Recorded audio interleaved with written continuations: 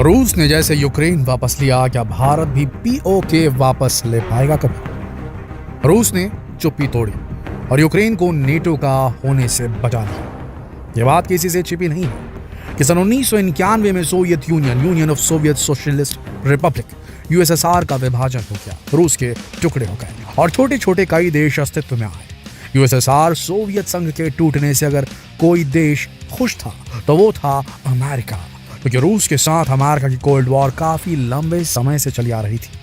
उसके बाद अमेरिका को हुआ एहसास कि जो देश रूस से टूटकर आजाद हो गए हैं उन्हें तुरंत नेटो कंट्रीज का हिस्सा बना दिया जाए, ताकि बाद में रूस चाहकर भी इन देशों को अपने धरती से ना मिला पाए। इसी के लिए नेटो में वो बहुत से देश आकर जुड़ गए जो रूस का हिस्सा हुआ करते थे कभी।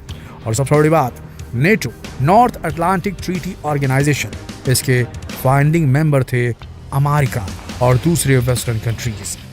यानी इनडायरेक्टली रूस से टूटे सोवियत संघ से टूटे देश अब अमेरिका के प्रभुत्व क्षेत्र में आ गए, जिससे रूस बौखलाया हुआ था। लेकिन रूस ने सही वक्त का इंतजार किया। धीरे धीरे वो बहुत सी छोटी छोटी कंट्रीज जो सोवियत संघ से टूटी थी वो नाटो का हिस्सा बनती गई और अमेरिका के प्रभाव में जाने लगी। रूस हर बार आपत्ति प्रकट करता रहा, लेकिन जब बात यूक्रेन की आई तो टैक्टिकली यूक्रेन ऐसी जगह है जिसके बॉर्डर सीधे रूस से जुड़े हुए हैं। ऐसे में रूस के लिए इसका टैक्टिकल महत्व है। अगर यूक्रेन नाटो देशों में शामिल हो जाता तो नाटो फौजें, जिनका हिस्सा अमेरिकी आर्मी भी है, वो रूस को उसके अपने ही घर में कभी भी घेर लेती। इसलिए रूस इसका पुरजोर विरोध करता रहा। यूक्रेन और रूस की स्थिति बिल्कुल वैसी ही दोस्तों जैसे पाकिस्तान अधिकृत कश्मीर और भारत की। अगर पीओके पर पाकिस्तान का आधिकारिक रूप से कब्जा हो गया तो पाकिस्तान की सीमा चीन से सीधे जुड़ जाएगी। तो बात अलग है कि पीओके में आज पाकिस्तान अपनी पैरेलल सरकार चला रही है और चीनी सैनिक और चीनी लोग पीओके से पाकिस्तान में प्रवेश कर रहे हैं। बेल्ट एंड रोड परियोजना के तहत ये वहां काम कर रहे हैं। चीनी अपने देश से यूरोप तक रोड नेटवर्क बिछा रहे हैं, जिसके बीच में पीओके भी पड़ता है। लेकिन अगर रूस की तरह भारत भी पीओके पर वापस से काबिज हो जाए तो भारत की सरजमी को चीनी कभी इस्तेमाल नहीं कर पाएंगे। खुद भारत को घेरने के लिए कभी इस्तेमाल नहीं होगी पीओके की जमीन, और ये टाइम की मिलिटेंसी वाली झंझट भी हमेशा के लिए खत्म हो जाएगी।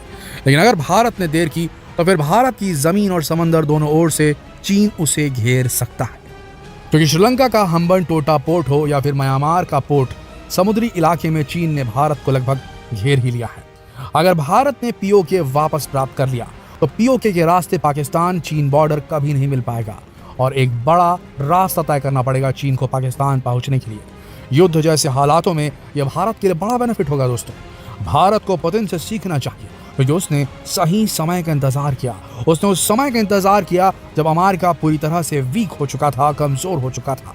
आज अमेरिका अफगानिस्तान छोड़कर भाग चुका है। इराक के लगभग सारे ऑपरेशंस बंद हैं।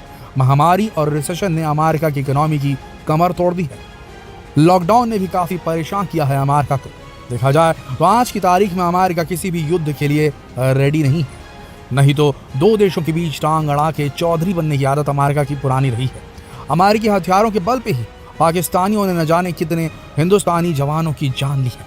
लेकिन आज की स्थिति में अगर भारत खुलकर सामने आए तो चांसेस हैं कि अमेरिका भारत पाकिस्तान के बीच नहीं आएगा।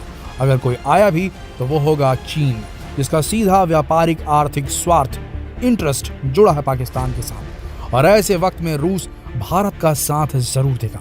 महामारी ने चीन की कमर भी तोड़ी है। चीन भी आज की तारीख में अपनी फुल पावर में नहीं है कि वो आए और भारत से भिड़े और अपना नुकसान करा ले।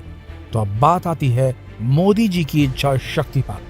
पुतिन ने तो दिखा दिया कि उसे सालों साल की बॉर्डर कॉन्फ्लिक्ट नहीं चाहिए, सालों साल की मिलिटेंसी नहीं चाहिए। जो करना था कर लिया रूस ने। अब मोदी जी की बारी है। क्या वो ऐसा कुछ कर सकते हैं पीओके के साथ? क्या मोदी जी पीओके से पाकिस्तानियों को खदेड़ कर बाहर कर पाएंगे, या फिर उनके चमचे देश के वफादार माइनॉरिटी के नागरिकों को ही टारगेट करते रहेंगे? क्या बोलती जनता?